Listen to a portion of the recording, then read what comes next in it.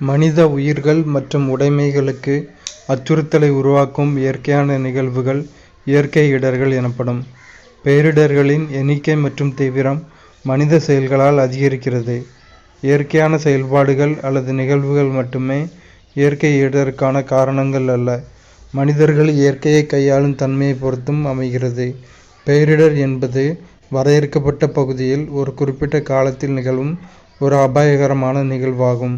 இவை உயிர் மற்றும் உடைமைகளுக்கு பெரும் அழிவை விளைவிப்பதுடன் மற்றவர்களின் உதவியை நாட வேண்டிய தேவை ஏற்படுகிறது. பேரழிவு என்பது மிகப்பெரிய இழப்பினையும் அதிக செலவினத்தையும் உண்டாக்குவதோடு அவற்றிலிருந்து மீள்வதற்கு நீண்ட காலமும் தேவைப்படுகிறது. நாட்டின் 1/3 பகுதிகள் வறட்சியினால் பாதிக்கப்படுகின்றன. இது சுமார் 16% நிலப்பரப்பையும் 12% மக்கள் தொகையையும் கடுமையாக பாதிக்கிறது.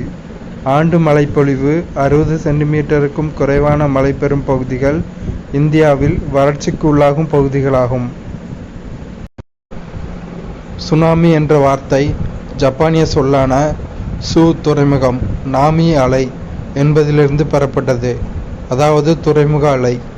சுனாமி என்ற வார்த்தை ஜப்பானிய சொல்லான சு துறைமுகம் நாமி அலை என்பதிலிருந்து பெறப்பட்டது, அதாவது துறைமுக அலை.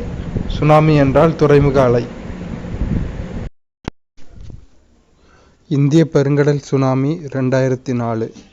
2004இல் இந்திய பெருங்கடலில் ஏற்பட்ட சுனாமி டிசம்பர் 26, 2004 உள்ளூர் நேரம் காலை 7:59 மணிக்கு ரிக்டர் அளவுகோலில் 9.1 ஆற்றல் கொண்ட நிலநடுக்கம் இந்தோனேசியாவின் சுமத்ரா கடற்கரையை தாக்கியது. இதனால் ஏற்பட்ட சுனாமி 12 நாடுகளை தாக்கி 2,25,000 உயிர்களை பலிவாங்கியதுடன் இந்தோனேசியா, இலங்கை, இந்தியா, தாய்லாந்து, சோமாலியா, மாலத்தீவுகள் போன்ற நாடுகளில் பெருத்த பொருட்சேதத்தையும் விளைவித்தது.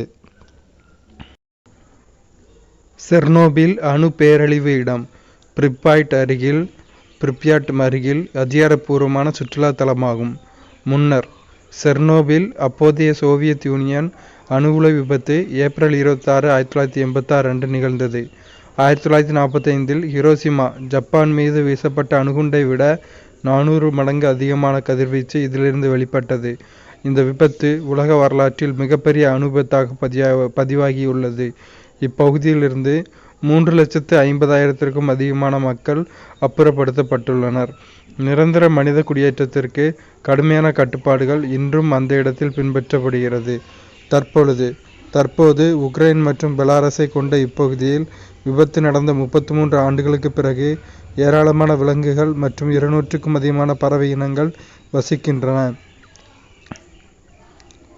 2016ஆம் ஆண்டு உக்ரைன் நாடு கதிர் இயக்கவியல் சார் மற்றும் சுற்றுச்சூழல் உயிர்க்கோள பெட்டகம் என அந்நாட்டு அரசாங்கத்தால் அறிவிக்கப்பட்டுள்ளது.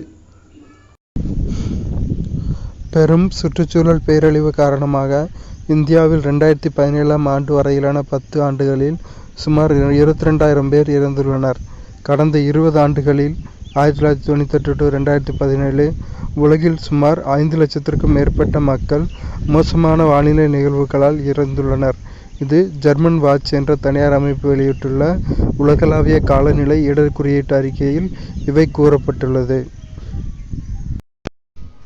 மக்கள், பொருளாதார வளங்கள் அல்லது கட்டமைப்புகளை அச்சுறுத்தக்கூடிய நிகழ்வுகள் இடர்கள் எனப்படுகிறது. இடர்கள் 3 வகையாகும். அவை இயற்கை இடர்கள், மனிதனால் உருவாக்கவல்ல இடர்கள், சமூக இயற்கை இடர்கள். நில அதிர்வு, வெள்ளப்பெருக்கு, சூறாவளி, புயல்கள், வறட்சி, நிலச்சரிவு, சுனாமி, எரிமலை வெடிப்பு போன்றவை இயற்கை இடர்களாகும்.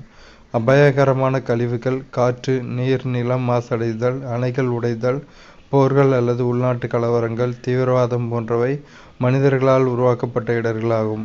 இயற்கை சக்திகள் மற்றும் மனிதனின் முறையற்ற செயல்கள் இணைந்து ஏற்படுத்தும் இடர்கள் சமூக இயற்கை இடர்களாகும்.